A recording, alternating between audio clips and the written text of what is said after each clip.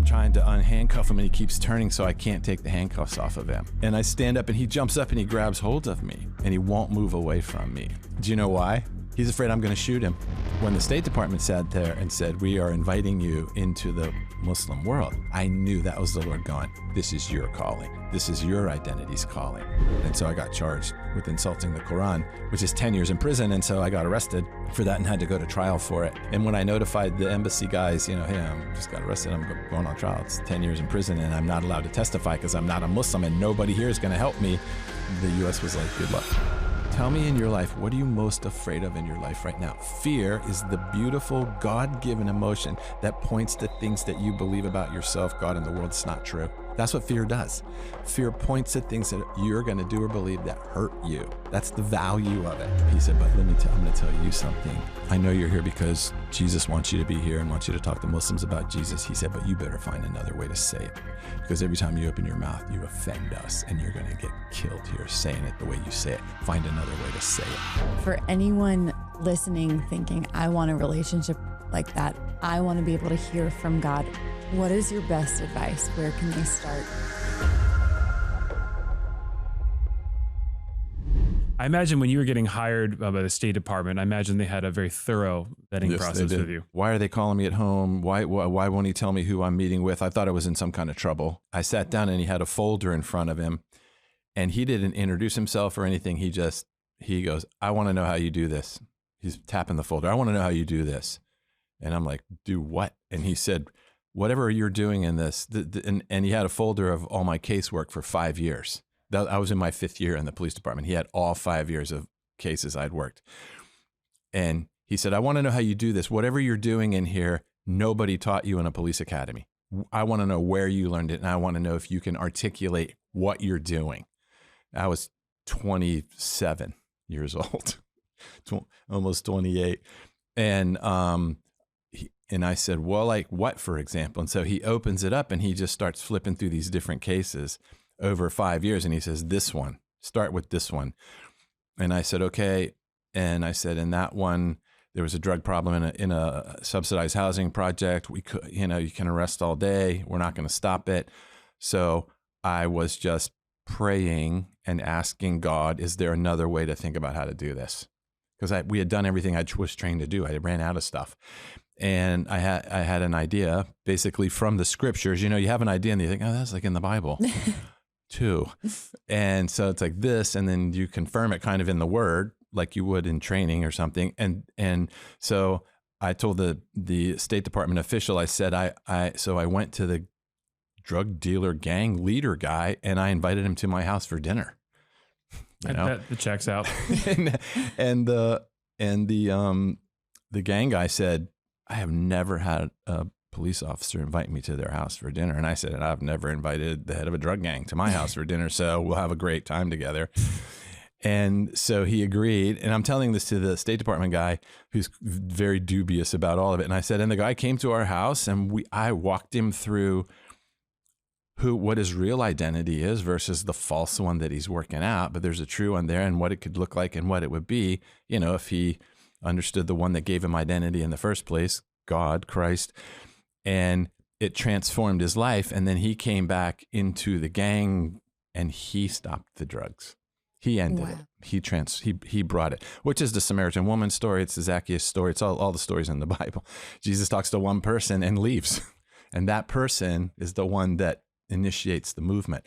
And so I told him that, and he goes, so you ask God a question and you have an idea and then you act it out.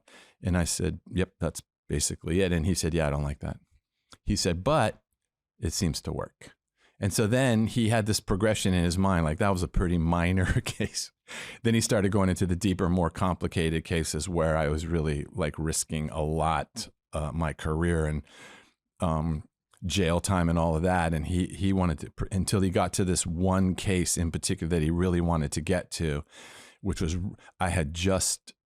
was something I had just done that year.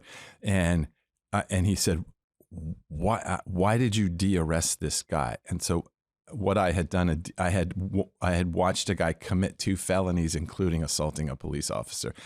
So I was the witness to the events and arrested the guy. and then taking him to the jail to process him. This is the end of my police career, going into leveling up with Jesus, because Jesus never lets you stay at one level. He's always like, let's go up another level, unless you don't want to. And so I can tell you all the details of the case. It's pretty beautiful and dramatic what happened, but I was driving the guy basically to jail, and he was talking to me from the back seat and inside my spirit. And by this time in my career, I never doubted what I heard. I knew I was done debating with God. Like, is that you? Is that me? All that stuff. Because you just train and discipline. Like, I know the voice. I know it. It's not mine. It's different than mine. And I know it. I recognize it. And whatever the Lord says it produces life and redemption. It's what it does, even in the worst situations.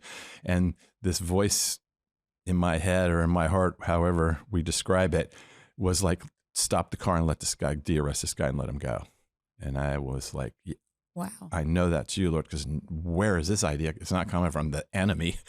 Is your position, is your livelihood more important? Are you more important than the guy in the back seat because you're white and you grew up in this neighborhood and you know Jesus and he did it and all that? Are you more valuable than him? And he broke the law and you didn't break the law and justice has to be served and you're the arm of justice. Like, really? Or is his life important? And so I got out and I walk around and I open up the door and I go, get out. And he's like, he pushes himself back up further into the car and he goes, why? And I go, just get out. I'm not going to explain. Just get out of my car. And he goes, I don't want to get out. It's super interesting. This is our culture. I'm trying to set a guy free and he's afraid of it. Wow. Because he doesn't think I'm going to set him free. So I pull him, I fight him out of the car, which must have looked hilarious to people driving by. I was like, is he fighting him out of his car? I get him out of the car and I'm trying to unhandcuff him and he keeps turning so I can't take the handcuffs off of him. And then finally I knock him down on the ground and I de-handcuff him and I stand up and he jumps up and he grabs hold of me and he won't move away from me. Wow. Do you know why? Do you know what he's afraid of? He's afraid I'm going to shoot him. He's afraid I'm going to say he broke free and I'm going to shoot him. That's our culture. Wow. That's our culture. That's how at war we are. And I'm pushing him away and he runs back and hugs me. Again, this must have just looked absurd to people passing by. And so finally I push him away and I run and jump in my car and I drive away and leave him there on the side of the road. He said, I know you did what you did because you think God told you. And he said, and I appreciate it and I want to pay you back. And I said, you don't have to pay me back. He said, no, I want to pay you back. And he said, at midnight, and he told me the night, like 2 nights down the road, at midnight, there's a black Porsche coming through this intersection. Pull him over. Make him open his trunk. And I'm like, bribing an officer too. Bro's not. I'm like, I'm on suspension. I can't even, he said, get somebody to do it. So I got one of my partners. I went, but my partner had to make the stop. And sure enough, around midnight, we're staking this intersection out and this black Porsche comes through and my partner stops him and gets him to open up the trunk. And it's this huge narcotics bust. I mean, massive narcotics bust. And so we make the arrest, notify the narcotics guys. They're like, how do you know about this car? Like, you have an informant, who is it? And I'm like, yeah, no, this is call-in tip. And so after that, the guy calls me back. He said, I know you stopped the car. And I said, we're even, we're totally even. He goes, oh no. He goes, we're not even. He said, because this isn't about me and you being even. This is about God and me. And he said, I want to repair the community that I've been a part of damaging. And so we worked together for 1 year, me and him. I want you to just take us back to when you started really seeking the Holy Spirit in your work as a police officer. I grew up in a pretty strict, my mom's very strict, independent Baptist. And so no movies, no rock music, none of that kind of stuff. So I snuck in a movie when I was 14 just to see why God couldn't go in a movie theater. Which movie do you remember? Serpico was the movie. I didn't know it. I had no idea what the movie was. My question was, by 8th grade, I was like, why, if God is omnipresent, why can't he go in a movie theater? Like what's in there that's so I went in, I didn't know what the movie was. I just wanted to see what happens when you go into the heart of evil. And And so I'm sitting there in this theater, and the movie comes on, and it's the movie Serpico, Al Pacino playing real life Frank Serpico, the police detective from New York, who takes on he takes on police corruption, just one guy by himself, and the Knapp Commission, all this forms. And I'm watching this movie in 8th grade, and as soon as it opens up, the opening scene is the police officer. He gets shot in a drug buy that his squad sets up, so he gets shot, and then they leave him. They won't help him because he's battling corruption. So now looking back, I'm 65. Looking back, I just watched the Lord design this whole thing so that I'm in 8th grade in a place I'm not supposed to go, which is key in my life. He was always going to invite me to places you're not supposed to go. See, he's built that identity's present, and he's just like David throwing rocks and protecting sheep and writing terrible poetry when he's a young kid. He's being the king already. He's already being the king. But sometimes parents don't get it, or we don't get it. That's what he's doing is important to him later, but you might think it's a waste of time. But so I'm in there, and as soon as the movie opens up, the cinematography, the acting, all of it just hits me like the most beauty I've ever experienced in my life, which is why I love the arts so much. And I think the enemy hates the arts, but it hits me, and I'm watching this one person take on a whole police, even though he doesn't want to. He just doesn't want to be corrupt. He says, you do it. I don't want to do it, but he can't not be involved. And so I'm watching that movie, and I just start to cry. And I cry and I cry and I cry. And I'm like, why am I crying? What is this inside of me that's just exploding out of me? What is this? It's greater than the movie. It's greater than anything I've ever known. I heard the Bible my whole life up until that point. This is another whole thing. And so at the end of the movie, I knew that somehow God was inviting me into something massive, but I didn't know how to articulate it. And I wasn't sure it was the God I knew because it was in the wrong place. I was in the wrong location for God to meet me. So I was confused on that point, but I knew that whoever this was, it was amazing. And the beauty was so deep. I just cried. And so at the end, because, in Independent Baptist, if you don't go forward, God can't do anything with you unless you go forward. So at the end of the movie, I went forward. Everyone was leaving, and I went forward, and I went to the front of the theater, and I got up on the little stage crying, and I just said to God, I want to be this. It was weird. I didn't want to do this. I want to be this. I want to be this. And the only metaphor in my mind was police. Like there it was. It's a metaphor. Everything's a metaphor. And so right then, 8th grade, I said, I will be this. And I've never, to this day, never changed my mind, not one moment. So it was a police phase, and now this is phase 2, 10 years in Indonesia. And we went over there. And so again, it was like I had to learn again, because in the police department, you go to the academy, then you get out on the street and you realize some of that works, some of it doesn't.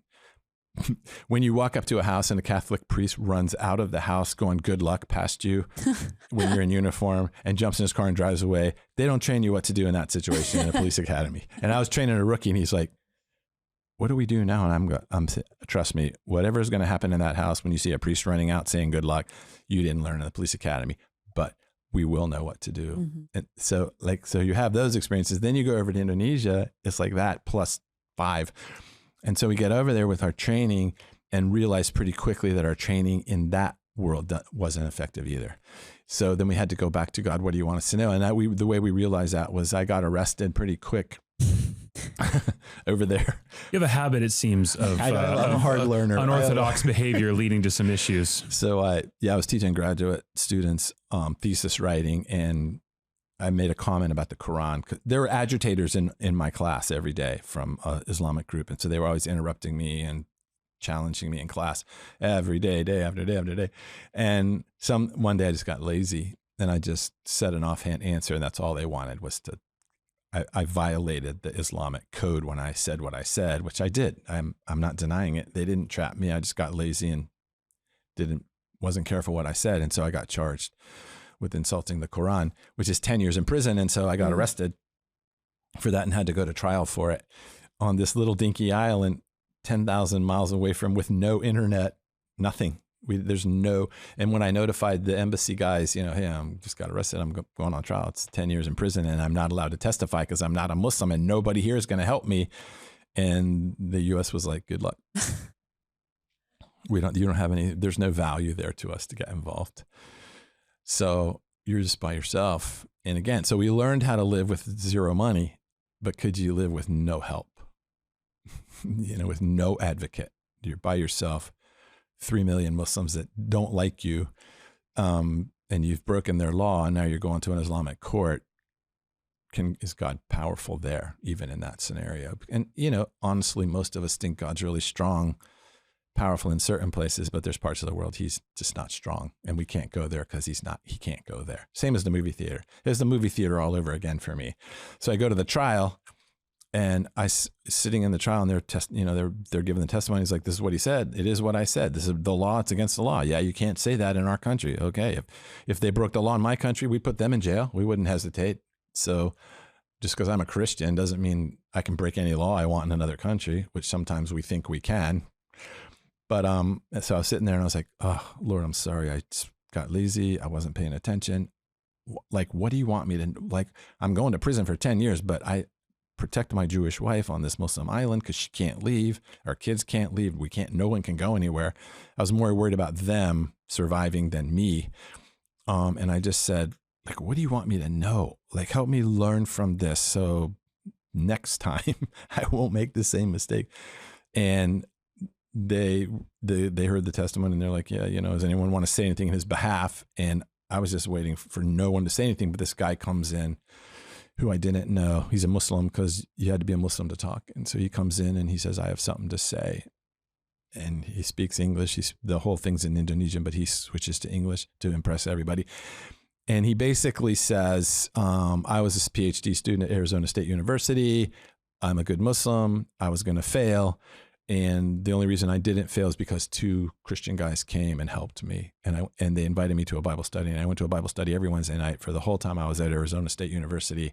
Is anyone in this court saying I'm not a good Muslim because I went to a Bible study? He looks around. Everyone's like, no, you're a great Muslim.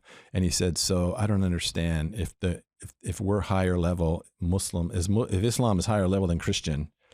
And when I went over there, the Christians helped me and could consider me really an enemy. And they helped me and they sacrificed all for my benefit and loved me.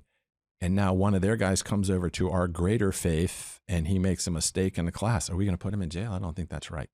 I just don't think that's right. But you can do whatever you want. And then he walked out, and the Muslim cleric goes, I think we need to drop these charges right now.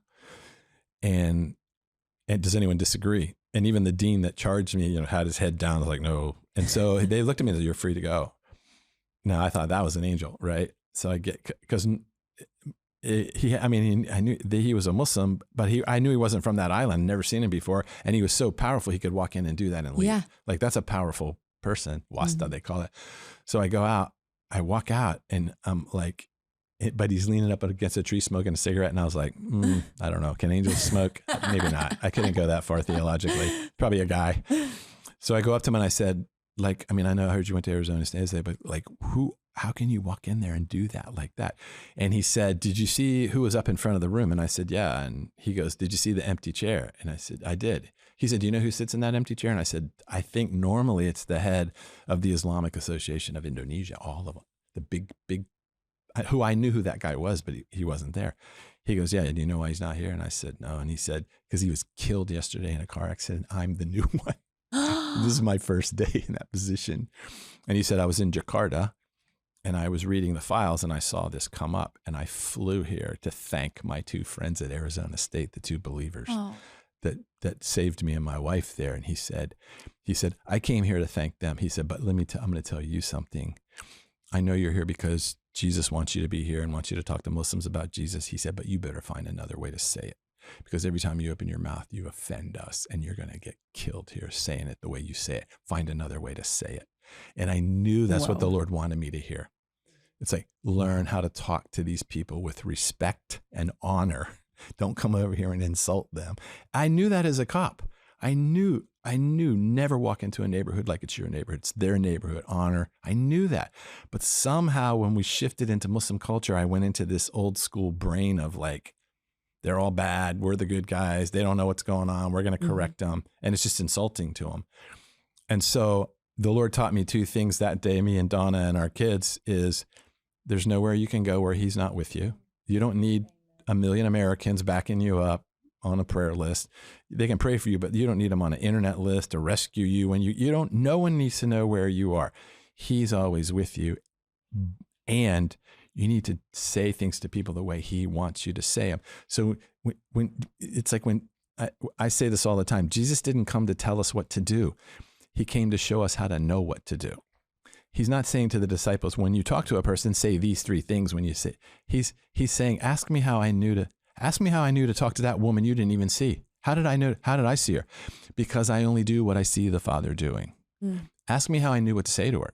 I only say what I hear the Father saying.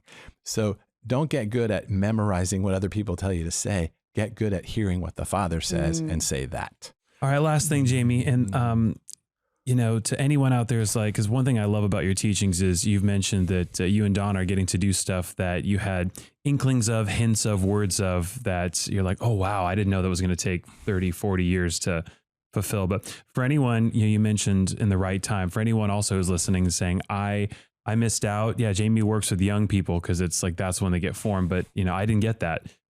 Is it too late for me? I mean, that's the scarcity of opportunity lie, right? That there's God has limited opportunities, and if you miss it, you miss it. But just not true. Not even in Scripture. I mean, Moses goes off for 40 years and comes back again. And we were at a retreat a while ago, and I didn't even know who was there. We were just invited in to speak. We're speaking. I speak on identity and the things we're talking about here. And I get up the next morning, and there's a man there. He was 87. I had no idea who he was, and he had written down 10 pages of things God said to him because of what I said the night before. He didn't know. He's a believer. He didn't know you could sit and ask God questions and God would talk back to you. He had a legal pad of 10 pages. He was 87 years old. He goes, I got to get to work. And he called me maybe 2 nights before he died in his 90s. And those years, 87 on, he was said were the most exhilarating years of his life. Jamie, this was, I think I speak for everyone in the room. That was mind-blowing, to say the least. Abby, anything else? I have so many takeaways from this. It's just amazing. Our Instagram feed thanks you. There's a lot that's going to be on there. I hope you'll come back and visit us again. I'd love to. Yeah. This was so awesome. Anytime. So God bless you, Jamie. Thank you so much. Thank you.